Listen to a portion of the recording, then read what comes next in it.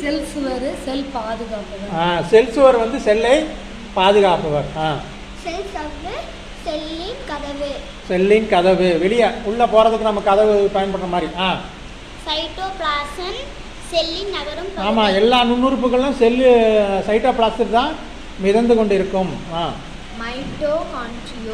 காண்ட்ரியா செல்லியலின் ஆற்றல் மையம். ஆற்றல் மையம். அதாவது நம்ம பேங்க்ல காசு போட்டால் எப்போ எடுத்துக்கிறோமா இல்லையா, அது மாதிரி இது வந்து என்ன பண்ணும், மைட்டோகாண்ட்ரியா வந்து செல் நுண்ணுறுப்புகளுக்கு சக்தியை கொடுக்கக்கூடிய ஆற்றல் இதுகிட்ட இருக்கு.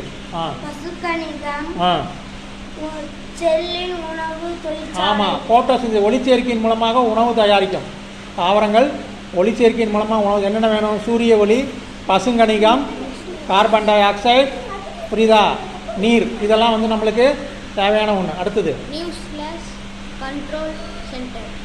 உட்கரு செல்லின் கட்டுப்பாட்டு மையம், நியூக்ளியஸ் கண்ட்ரோல் ஆஃப் த செல். இப்போ இந்த நுண்ணுறுப்புகள் எல்லாத்தையும் கட்டுப்படுத்தக்கூடியது இது இவர் தான், உட்கரு தான்.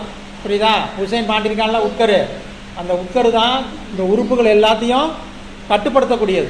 புரியுதா. அடுத்தது என்னது, நுண்குமிழ்கள் சேமிப்பு கிடங்கு. வேற நுண்குமிழ்கள் சேமிப்பு. சரி, நம்ம தேவையானதெல்லாம் அதில் சேமிச்சுப்போம், உணவுக்கு தேவையானது.